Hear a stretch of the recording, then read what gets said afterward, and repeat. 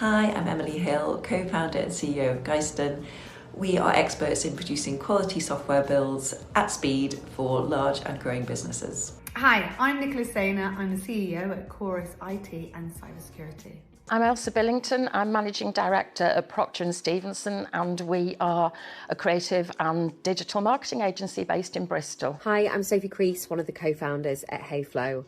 At HeyFlow, we help organisations improve their female talent lifecycle, removing the bottlenecks and critical points that impact so many women's careers. Hi, I'm Claire Elford. I am CEO of Clue. We build software that helps organisations to investigate and prevent things like fraud, organised crime and corruption. Hi, I'm Duniya. I'm CEO of Illumo Digital, and we help SMEs to stop drowning in complex spreadsheets, multiple SaaS tools or legacy systems and create a single source of truth through our platform, Illumo. Hi, I'm Laura Gemmell. I'm the founder of Top by Humans. We help companies turn their knowledge and files into useful, accessible, personalised learning. Hi, I'm Susie, People Operations Manager at Kets Quantum Security. We build and deliver chip-based quantum security solutions. Hi, I'm Jess Middlemiss, CTO of Pure Affinity, and we make products that remove harmful forever chemicals called PFAS from water.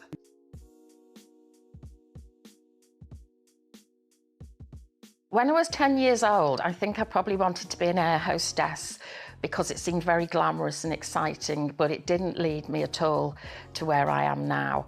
I think what led me to where I am now is I really enjoyed art when I was at school, drawing and all things creative, and then that brought me into doing graphic design as a degree, which led to where I am now. When I was 10, I actually wanted to be a dentist. I have no idea now why I wanted to be a dentist, because it turns out that I'm horribly afraid of needles, and so I wouldn't have been able to do the job. And I also had about 10 years of orthodontic treatment and braces from the age of 10 until I was about 20, which totally put me off being a dentist. I suppose I realised somewhere in my teens that I much preferred physics to biology, and that I love finding out how things work and fixing things and solving problems, and that's what engineers do every day. So it made sense for me to study engineering, and that's why I still love it now. So when I was 10, I was as determined to succeed as I am now, and I used to annoy my teacher and my mum, who was training to be a teacher at the time, to give me homework in maths because I just loved it. I love that there's a right and wrong answer and minimal subjectivity, so I would know if I got the right answer. And when I got to high school, I loved my maths teacher there, and I asked him, Mr. Watley was his name, what job should I do so I can use maths every day? And he said, you should be an accountant. So from that moment on, that was my plan. And I studied accountancy at A-level, did an honours degree in accounting and finance, and qualified as an accountant in 2007. I built my career in finance up to a position of FD, and then took my first role in tech as FD in 2017. And in the same business took over as CEO in 2021. So it seems my determination paid off, and that is how I've landed where I am now. I don't actually remember what I wanted to be when I was 10, but I do remember what I wanted to be when I was in my mid-teens, and that was to become a fashion designer. That was not the route that other people from my school were going down, and it was definitely seen as a risk that would likely not pay off. But I went ahead anyway. I went to university, studied really hard, left university and set up a fashion label with my friend. What we did really well was we learned how to build a great network around us. We were delusional enough to believe that we could make it, which kept driving us forward. We had some really big wins, but ultimately we couldn't commercialize on the business. The fashion industry is as hard to make it as like a tech startup. So I think looking back on it now, what it really taught me was the importance of just keeping on going, building your network, relying on those soft skills to help kind of build a brand and build a company. So ultimately, it taught me loads, but it wasn't the success story that I was hoping for.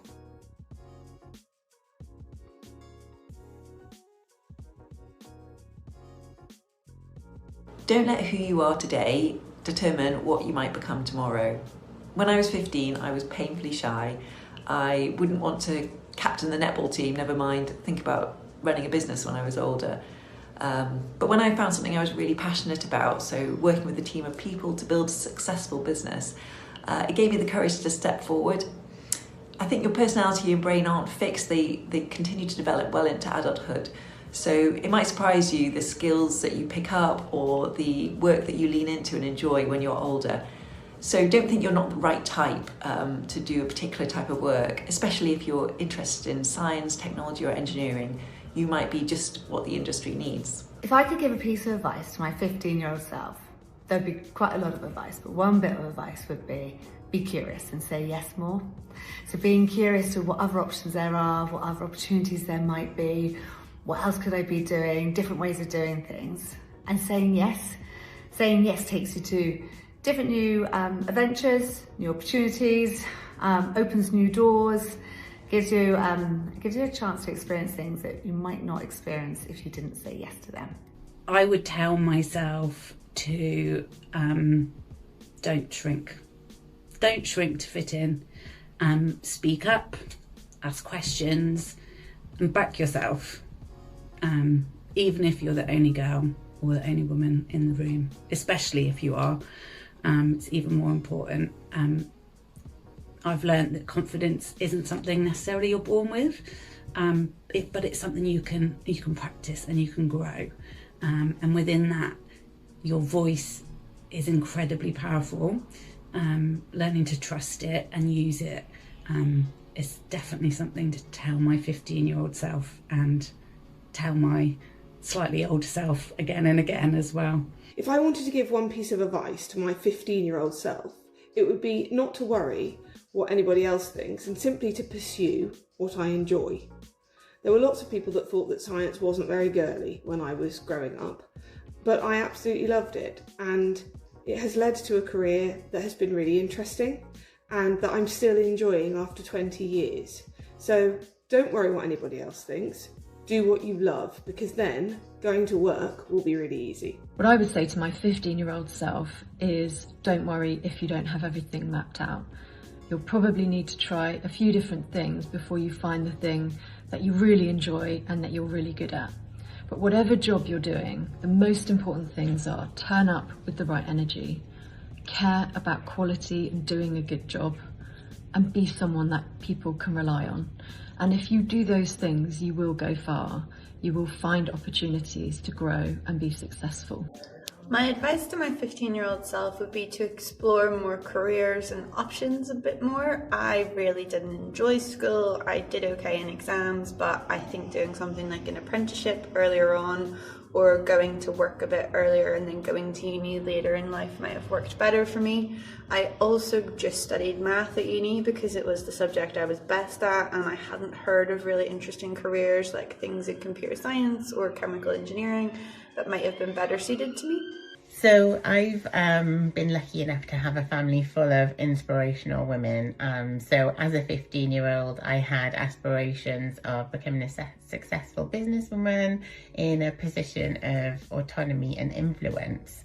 So what I would say to my 15-year-old self is to keep dreaming big, no matter how impossible those dreams might feel. You will achieve them, and most importantly, your future is in your own hands, and you need to fight for it because no one else is going to fight for it as much as you will. And part of that is making sure your ambitions are known, because that might help catapult you to the next level.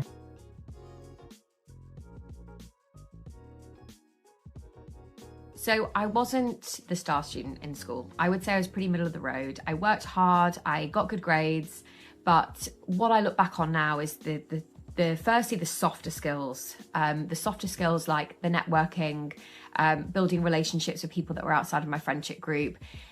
That has been incredibly valuable throughout my career, but especially now because networking is a huge part of getting a startup off the ground.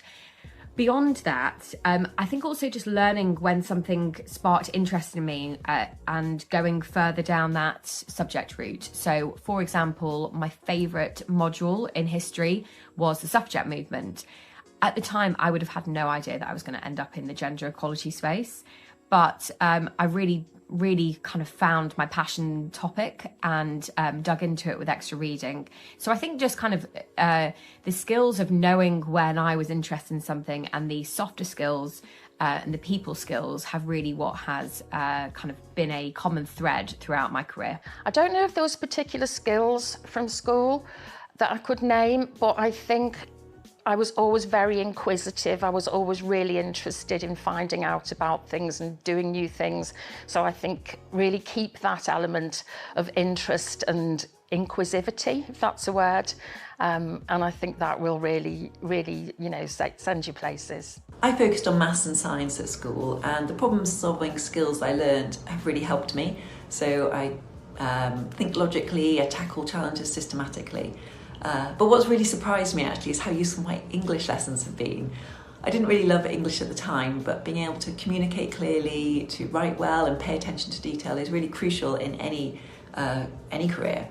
And in tech especially, being able to explain complex ideas simply is really useful and crucial for any role. Being accountable. So being accountable for what I want and how I'm going to achieve it.